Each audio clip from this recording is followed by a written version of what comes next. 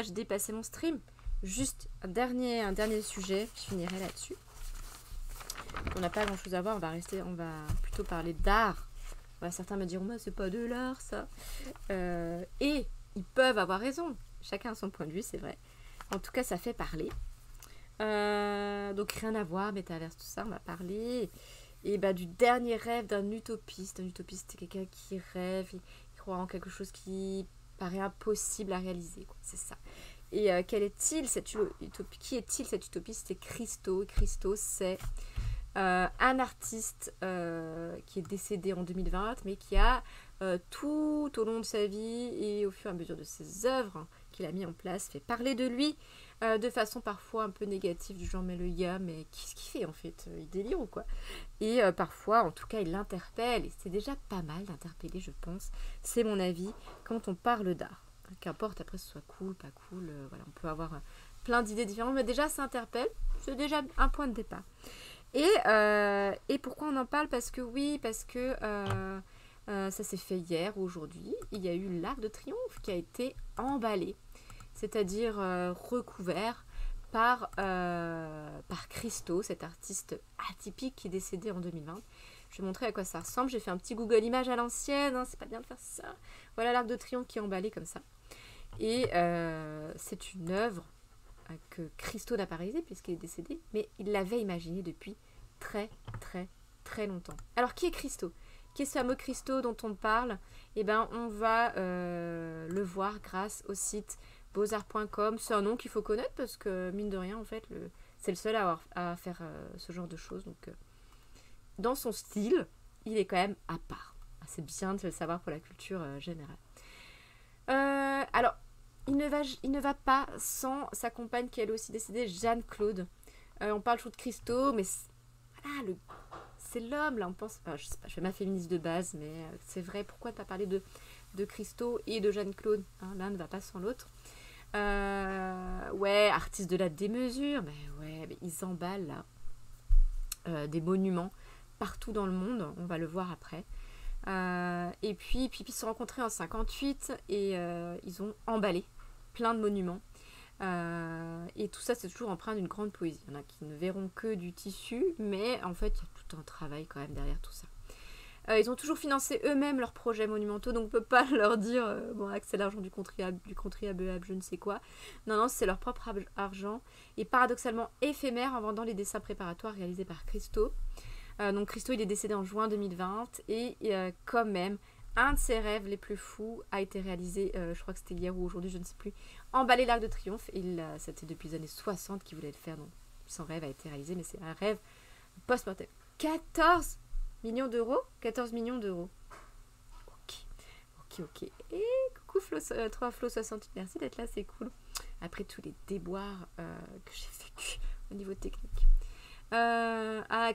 Christo a dit l'œuvre d'art est un cri de liberté. On aime bien ces phrases comme ça. Alors il est d'origine bulgare, en fait son vrai nom c'est pas Christo c'est son prénom. Il est né en 1935 et en fait il baigne déjà dans un climat artistique, souvent c'est le cas pour beaucoup d'artistes. Sa famille a aidé les artistes en fuite pendant la Seconde Guerre mondiale et son enfance elle est marquée par la guerre, par des choses assez dramatiques, et après il y a eu la mise en place en Bulgarie d'un régime communiste. Et qui dit régime communiste, ça déconnait pas à l'époque, c'était l'art, c'était mal vu, c'était interdit, c'était censuré. Et donc du coup, il décide de partir, je crois. Surtout que voilà, le régime communiste impose aux artistes de travailler pour la propagande. Donc c'était vraiment propagande, c'est-à-dire qu'ils travaillaient pour le gouvernement, quoi, pour faire leur publicité, en quelque sorte. C'est ça. Alors ils s'installent à Paris et ils rencontrent Claude Jeanne. C'est pour ça qu'ils vont travailler ensemble dès lors qu'ils se sont rencontrés. Dans les années 60, voilà, le couple fréquente le nouveau réalisme, bref, c'est un courant. Mais ce qui est bien, ce qu'il faut retenir, c'est que l'art, il dessine désormais dans la rue. C'est plus au musée, sur un tableau, non, ça devient un petit peu un art qui se modernise et qui se retrouve à l'extérieur des musées. Et qui, ça s'impose réellement, et ça s'inspire du réel. Il y a ce besoin-là de s'inspirer du réel après la guerre. Et pas, voilà, forcément que de peindre des petites fleurs, des natures mortes, tout ça. Il y a besoin de faire autre chose, quoi. Il commence à impacter les premiers objets, principalement des bouteilles ou des meubles, et aussi des modèles vivants. Ok, moi j'aurais pas aimé être modèle. Mais c'est sa signature, c'est son geste artistique, et c'est vrai que on les connaît comme ça. Ils sont complémentaires, c'est un véritable binôme, parce que Christo y décide et Jeanne-Claude elle gère la concrétisation des projets. Donc vraiment, c'est un projet à deux. Alors, ça débute dès les années 60, là, elle est super en pactage, là, et ça se poursuit dans les années 80 et 90. Il y a eu à Paris le Pont Neuf, à Sydney, il y a plein de falaises qui ont été impactées, le Reichstag à Berlin aussi, 95. C'est toujours des lieux porteurs d'histoire ou d'enjeux politiques. Il y a une volonté politique aussi, c'est de faire réfléchir au bâtiment qui a impacté lui-même, parce que du coup on en reparle aussi pour ça, et il y a toujours aussi un symbole quelque part. C'est un art qui se veut populaire, expérimentable partout, c'est plutôt pas mal. C'est vrai qu'on n'est pas obligé d'aller dans un musée, d'avoir un audio guide qui nous dit tout le pourquoi du comment. Voilà, c'est à portée de tous, donc ça c'est vachement bien. Bref. Voilà, bon, ça c'est par exemple le Pont Neuf qui a été impacté. Voilà, qu'est-ce qui a fait le Reichstag aussi. Et il y a toujours quand même une volonté politique. Par exemple, en impactant le siège du Parlement allemand, ils ont réactivé la mémoire du mur de Berlin, tombé en 89. Voilà. Et le dos du bâtiment se trouve en effet tout près du mur qui symbolisait la division du pays. Donc Christo, il était ulcéré toujours par ce mur, parce que c'était une chose incroyable, impensable. En plus, ça a duré des années. Et il avait organisé des actions d'opposition politique dans les années 70. Donc la chute du mur signifia symboliquement la fin d'une Europe divisée par le rideau de fer. Voilà, donc bref, un geste qui transfigure la mémoire du lieu, d'un paysage, d'une vue urbaine. Et c'est un autre point de vue sur l'histoire. Donc il y a toujours un petit peu de ça derrière. C'est pas juste on met des tissus.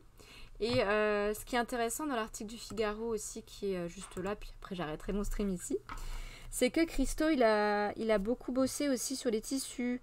Et où est-ce que c'est dit ça dans l'article? Ouais, il avait vraiment une passion pour le tissu, les étoffes, le polyéthylène. L'idée même de l'empaquetage est liée à la métaphore de la transformation, de la manipulation.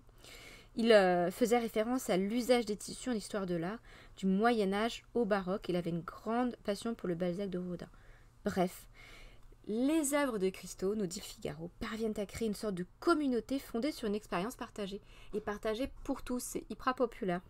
Sa démarche est passionnante car elle renverse la notion de commande. On ne fait pas une commande dans l'art, mais c'est une commande... Ah, c'est un truc de folie, quoi. Une décision qui émanerait verticalement d'une institution ou d'une autorité et manifesterait à l'égard tant de l'artiste que de l'espace public un rapport de domination. Bref, elle se construit. Elle permet elle s'impose en partant de l'initiative de l'artiste, de sa vision de son travail, dans une logique d'émancipation. Et lâchons le mot de liberté. Voilà, un grand mot que la liberté. Bref. Juste, on finira par une citation de l'ancien directeur du Musée national d'art moderne. L'art ne guérit pas des malheurs du monde, mais aide à les transfigurer dans une société qui ne vit plus qu'au rythme des crises et des drames. On ne peut pas le nier, qu'il offre l'œuvre de Christo, sa démesure, ses tours de force qu'il offre avec Jeanne-Claude comme autant de mirages éphémères, ne peuvent que contribuer à créer du lien. Ah, c'est vrai, ça nous crée du lien.